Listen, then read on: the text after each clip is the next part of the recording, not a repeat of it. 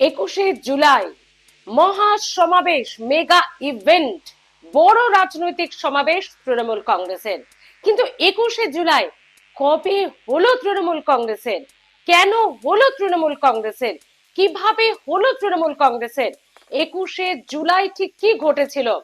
সত্যি কি 21শে জুলাই পালন তৃণমূলই করে আসছে, নাকি যুব কংগ্রেসই ছিল এই 21শে জুলাইয়ের প্রধান অন্যতম অধিকারী? আর যদি যুব কংগ্রেস হয়ে থাকে, তাহলে 21শে জুলাই কেন এলো তৃণমূলের কাছে? হ্যাঁ, আজ এই প্রশ্নগুলোর উত্তর এই ভিডিওতে থাকবে। আর 21শে জুলাই অবশ্যই তৃণমূলকে কি দিয়েছে, সেই প্রাসঙ্গিকতাও উঠে আসবে আজকের ভিডিওতে। তাই অবশ্যই পুরো ভিডিওটি শেষ পর্যন্ত সঙ্গে থাকুন। 21শে জুলাই বলার অপেক্ষা রাখে না, এই রাজ্যবাসীর কাছে অতি পরিচিত একটি রাজনৈতিক সমাবেশ। সকাল থেকে হু হু করে বন্যার জলের মতো মানুষ ধর্মতলামুখী হবেন, এই হলো 21শে জুলাইয়ের সকাল থেকে চিত্রটা। এবং প্রত্যেক বছর তার কোনো বছরই অন্যথা হচ্ছে না, অন্তত 2 দশক ধরে তো বটেই। কিন্তু তার আগে চিত্রটা কেমন ছিল, কি হয়েছিল 21শে জুলাই? মমতা বন্দ্যোপাধ্যায় সেদিন ঠিক কোন অবস্থায় ছিলেন? এবং তৃণমূল কংগ্রেস গঠনের অনেক আগে ছিল 21শে জুলাইয়ের ঘটনা। তাহলে কেন 21শে জুলাই পালন করছে তৃণমূল? আমাদেরকে একটু ফ্ল্যাশব্যাকে যেতে হবে। সালটা 1993। তখন রাজ্যে বাম রাজত্ব চলছে, বামেদের এক চেটিয়া রাজত্ব চলছে। আর বামেদের ধীরে ধীরে কপালে ভাঁজ ফেলছেন কে? একমাত্র অগ্নিকন্যা তখন বাংলার মমতা বন্দ্যোপাধ্যায়, মানে মুখ হিসেবে যদি আমরা বলি। পেছনে তো দলে অনেকেই থাকবেন, অনেক নামই রয়েছে, কিন্তু অগ্নিকন্যা হিসেবে যদি সিপিএম এর কপালে ধীরে ধীরে কেউ ভাঁজ ফেলছে, তা হলো যুব কংগ্রেসের সভানেত্রী, সভাপতি মমতা বন্দ্যোপাধ্যায়। হ্যাঁ, তখন তিনি যুব কংগ্রেসে ছিলেন। যারা রাজনীতি নাড়াঘাটা করেন তারা তো এটা জানেনি। কিন্তু সেই 21শে জুলাই মহাকরণ অভিযান, সচিত্র পরিচয় পত্র, ভোটার কার্ডের দাবিতে যে ভোটার কার্ড নিয়ে আজ আমরা ভোট দিতে যাই, কারণ মমতা বন্দ্যোপাধ্যায় এর আগে থেকে অভিযোগ করে আসছেন রাজ্যে ছাপ্পা চলছে, রিগিং চলছে। অভিযোগ কি? বামেরা যেভাবে ছাপ্পা রিগিং করছে তাতে মানুষ সঠিকভাবে ভোট দিতে পারছে না। সচিত্র পরিচয় পত্র দরকার, যাতে ফ্রেশ এন্ড ফেয়ার ইলেকশন হয়। আর সেই ছাপ্পা রিগিং এর প্রতিবাদে মহাকরণ অভিযানের ডাক, এবং সেই মহাকরণ অভিযানের ডাক সচিত্র পরিচয় পত্র বা ভোটার কার্ডের দাবিতে 1993 এই 21শে জুলাইয়ের দিন। হ্যাঁ, রাস্তায় নেমেছে হাজার হাজার যুব কংগ্রেস কর্মীরা। নেতৃত্বে সবার আগে আছেন একেবারে মমতা বন্দ্যোপাধ্যায়। ভোটার কার্ড চাই চাই, মানুষ ফ্রেশ এন্ড ফেয়ার ইলেকশনে অংশ নেবে, এই দাবিতে মহাকরণ অভিযান।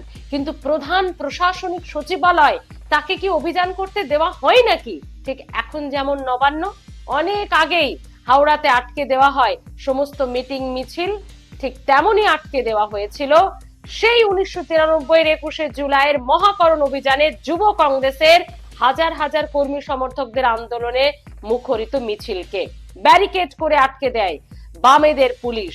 কোনোভাবেই তারা প্রধান প্রশাসনিক সচিবালয়ে ঢুকতে দেবে না, বা তার কাছ অব্দি পৌঁছতে দেবে না। যখন মিছিল এগোতে শুরু করলো সেই ব্যারিকেড ভাঙতে, হঠাৎ চলল গুলি। হ্যাঁ, যুব কংগ্রেস কর্মীদের গুলি লাগতে শুরু করলো। তবে কার নির্দেশে চলেছ গুলি? কার নির্দেশে সেদিন গুলি চলেছিল 1993 21শে জুলাই?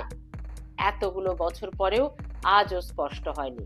অনেক নাড়াঘাটা, বিস্তর জল গড়িয়েছে গঙ্গা দিয়ে, অনেক কমিশন তৈরি হয়েছে। তখন স্বরাষ্ট্রমন্ত্রী ছিলেন বুদ্ধদেব ভট্টাচার্য, কিন্তু কার নির্দেশে চলল গুলি আজ অব্দি তা স্পষ্ট নয়। কিন্তু স্পষ্ট না হলেও সেই বামেদের পুলিশের গুলিতে প্রাণ হারালেন 13 জন যুব কংগ্রেস কর্মী। আমরা অনেকেই তাদের নাম ভুলতে চলেছি। আজকের ভিডিওতে আমি অবশ্যই তাদের নাম সবার আগে উচ্চারণ করার চেষ্টা করব, বলার চেষ্টা করব।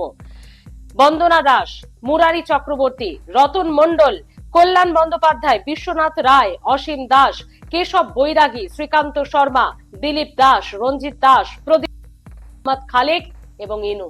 এই 13 জন যুব কংগ্রেস কর্মী পুলিশের গুলিতে রক্তাক্ত হয়ে লুটিয়ে পড়লেন রাজপথে। মৃত্যু হলো তাদের। পরের দিনগুলো অবশ্যই সকলের জানা।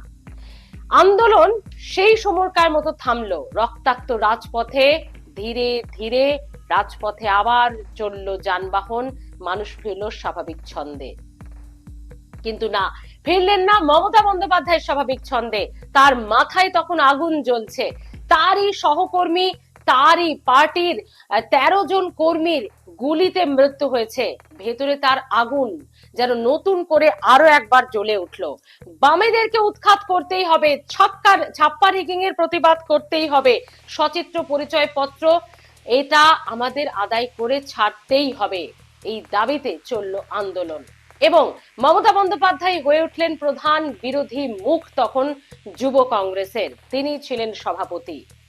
এরপর মমতা বন্দ্যোপাধ্যায় তিনি অভিযোগ করলেন বা তিনি বুঝতে পারলেন বামেদেরকে হারানোটা সম্ভব হচ্ছে না, কারণ তারই দল যুব কংগ্রেসের এমন অনেকে আছে ভেতরে ভেতরে কয়েকজন যারা তলে তলে সব খবর দিচ্ছে সিপিএম কে।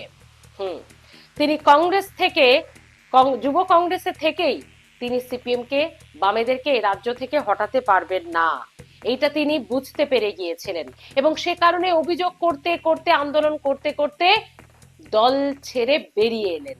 কে? 21শে জুলাই যিনি নেতৃত্ব দিয়েছিলেন সেই মমতা বন্দ্যোপাধ্যায় দল ছেড়ে বেরিয়ে এলেন। 1998 গঠন করলেন তৃণমূল কংগ্রেস।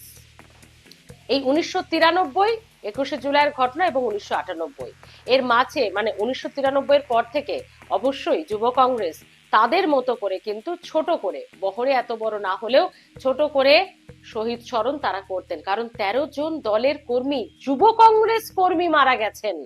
তখন অন্য কোনো দল নয়, বামেদের বিরুদ্ধে লড়ছে যুব কংগ্রেস। যুব কংগ্রেস 13 জন কর্মী মারা গেছেন, বহু কর্মী তখন রাজপথে আহত হয়েছিলেন। তো এই শহীদদের স্মরণ করে এবং সেই আন্দোলনকে শ্রদ্ধা জানিয়ে যুব কংগ্রেসের তরফ থেকে এই দিনটিকে পালন করা হতো, এখনো হয়, তবে ছোট করে। কিন্তু 1998 দল গঠন করার পর মমতা বন্দ্যোপাধ্যায় তারপর হয়ে উঠলেন রাজ্যের প্রধান বিরোধী মুখ। হ্যাঁ, বিরোধী দলনেত্রী বলবো না তখন আপনাদেরকে, সেটা অবশ্যই, কিন্তু প্রধান বিরোধী মুখ। তখন সিপিএম এর ঘুম ছোটানোর জন্য মমতা বন্দ্যোপাধ্যায় একাই লড়ে যাচ্ছেন বলা চলে তৃণমূল কংগ্রেস থেকে, কারণ তার হাতেই গঠিত তৃণমূল কংগ্রেস। 1998 পর থেকে একের পর এক ইস্যুতে জ্বলে উঠলেন মমতা বন্দ্যোপাধ্যায়। তারই মাঝে হলো সিঙ্গুর, নন্দীগ্রাম, এবং সেখানেও এই ইস্যুকে কিন্তু জ্বালিয়ে রাখা হলো। মানে এই 21শে জুলাই ইস্যুকে, 21শে জুলাই ইস্যু, সিঙ্গুর নন্দীগ্রামের পর হাজার হাজার কর্মী সমর্থক জেলা থেকে যোগদান করতে শুরু করলেন, ভরে উঠতে থাকলো রাজপথ। এবং তারপর সেই মহেন্দ্রক্ষণ 2011, এবং বলা চলে 2011 পর 21শে জুলাই যেন তার ব্যক্তি সীমারেখা ছাড়িয়ে গেল, তার বিস্তৃতি যেন দূর দূরান্ত পর্যন্ত ছড়িয়ে গেল। কারণ সরকার গঠন করলো তখন তৃণমূল কংগ্রেস। তখন সরকারে যেহেতু তৃণমূল কংগ্রেস, 2011 সালে মুখ্যমন্ত্রী হয়ে মমতা বন্দ্যোপাধ্যায় জানিয়ে দিলেন জয়লাভ করার পর কোনো বিজয়োল্লাস হবে না। 34 বছরের বাম সরকারের পতনের পর বিজয়োল্লাস হবে না, কারণ আমরা সবটাই পালন করব 21শে জুলাইয়ের মঞ্চে। আর 2011-এর 21শে জুলাইয়ের মঞ্চ, সেই সমাবেশ সমস্ত রেকর্ডকে ভেঙে দিল। লক্ষ লক্ষ মানুষের জমায়েত, যেখানে সবুজ আবির, শহীদ স্মরণ এবং এক বিশাল বিশাল অধ্যায়ের শেষ করে সূচনা হলো নতুন অধ্যায়ের। সে বছর থেকে 21শে জুলাই হয়ে গেল তৃণমূলের বিশাল রাজনৈতিক সমাবেশ এবং নিজেদের, অনেকেই বলেন যে নিজেদের ব্যক্তি প্রদর্শনের সমাবেশ। তো এভাবেই কংগ্রেস থেকে, যুব কংগ্রেস থেকে তৃণমূল কংগ্রেসে এলো 21শে জুলাই। কারণ দল হিসেবে কংগ্রেস 21শে জুলাই অভিযান করলেও, মানে যুব কংগ্রেস 21শে জুলাই অভিযান করলেও মমতা বন্দ্যোপাধ্যায় ছিলেন নেতৃত্বে, তাই তিনি যুব কংগ্রেস ছেড়ে বেরিয়ে এসেছিলেন। কিন্তু 21শে জুলাইয়ের নেতৃত্ব যে তিনি দিয়েছিলেন সেটা তিনি ভোলেননি। তার যে উপার্জন, তার যে 21শে জুলাইয়ের সেই সংগ্রাম, সেই আন্দোলনকে তিনি বুকে নিয়েই যুব কংগ্রেস ছেড়ে তৃণমূল কংগ্রেসে এসেছিলেন। তাই 21শে জুলাই তৃণমূল কংগ্রেস নেত্রী হিসেবে, রাজ্যের মুখ্যমন্ত্রী হিসেবে সেই 1993 এর পর 1998 তৃণমূল গঠনের পর থেকেই হয়ে আসছে। তবে হ্যাঁ, সরকারে আসার পর, সরকার গঠন করার পর সমস্ত রেকর্ডকে ছাপিয়ে গেল এই 21শে জুলাই। এবং তারপর আমরা দেখলাম 2011 পর 2016, 2021, 2024 একের পর এক ধরাশায়ী হতে থাকলো বামেরা, এবং কখন যেন তারা শূন্যে উপনীত হলো। এরই মধ্যে আবার মাথাচাড়া দিল আরেক বিরোধী দল, কে? বিজেপি। রাজ্যে ক্ষমতায় যখন তৃণমূল, বিরোধী হয়ে গেল বিজেপি। এবং অচিরেই 21শে জুলাইয়ের মঞ্চ, যা একদিন ছিল সিপিএম কে উৎখাত করতে হবে, সিপিএম কে সরকার থেকে সরাতে হবে, অপশাসন বন্ধ করতে হবে, দুর্নীতিগ্রস্ত সরকারকে হটাতে হবে, এই যখন ছিল 21শে জুলাইয়ের মঞ্চের স্লোগান, ধীরে ধীরে যখন সিপিএম শূন্যে গেল, তখন বিজেপির বিরুদ্ধে উঠলো 21শে জুলাইয়ের মঞ্চের স্লোগান, বিজেপি হটাও, দেশ বাঁচাও। তো এভাবেই প্রেক্ষিতটা 21শে জুলাইয়ের বদলাতে থাকলো। কখনো যুব কংগ্রেসের এই কর্মসূচি মমতা বন্দ্যোপাধ্যায়ের নেতৃত্বে হয়ে গেল তৃণমূল কংগ্রেসের, যদিও যুব কংগ্রেস এখনো পর্যন্ত, প্রদেশ কংগ্রেস এখনো সেই দিনটি ছোট করেও পালন করেন, শহীদ স্মরণ করে। আর কখনো বামেদের বিরুদ্ধে স্লোগান 21শে মঞ্চে হয়ে গেল বিজেপির বিরুদ্ধে স্লোগান। মমতা বন্দ্যোপাধ্যায়ের বার্তা এই 21শে জুলাই থেকেই প্রত্যেক বছর, 2011 সালের পর প্রত্যেক বছর আমরা দেখলাম যে নির্বাচনে কি হবে। প্রত্যেক 21শে জুলাই আমরা দেখলাম পরবর্তী স্ট্র্যাটেজি কি হবে। যে বছর মানে 21শে জুলাই 21শে ভোট, 2021-এর ভোট, এবং তারপর দেখা গেল 2026-এর আগে 2021শে জুলাই, 2016-র আগে 2021শে জুলাই। এই 21শে জুলাই গুলো যেন স্ট্র্যাটেজি নির্ধারণ, যেন চমক, যেন দলের রণকৌশল বলে দেওয়ার, এক বার্তা দেওয়ার মঞ্চ হয়ে উঠলো শহীদ স্মরণের পাশাপাশি। বদলে গেল 21শে জুলাইয়ের আঙ্গিক। তো এই ছিল 21শে জুলাইয়ের ইতিহাস। আর কিভাবে 21শে জুলাই যুব কংগ্রেস থেকে তৃণমূলের এলো, কেন এলো, কিভাবে এলো। অবশ্যই আপনারা 21শে জুলাইকে কিভাবে দেখেন? অবশ্যই মমতা বন্দ্যোপাধ্যায়ের সেই নেতৃত্ব আজও কি, এই যে আঙ্গিক 21শে জুলাই, সেটা আপনারা কিভাবে দেখছেন অবশ্যই জানাতে ভুলবেন না। শহীদ স্মরণ থেকে রাজনৈতিক সমাবেশ, শহীদ স্মরণের শ্রদ্ধার মঞ্চ থেকে রাজনৈতিক বার্তার মঞ্চ, কিভাবে দেখছেন পুরো বদলে যাওয়া চিত্রটাকে, পরিবর্তনকে জানাতে ভুলবেন না। ভালো থাকুন।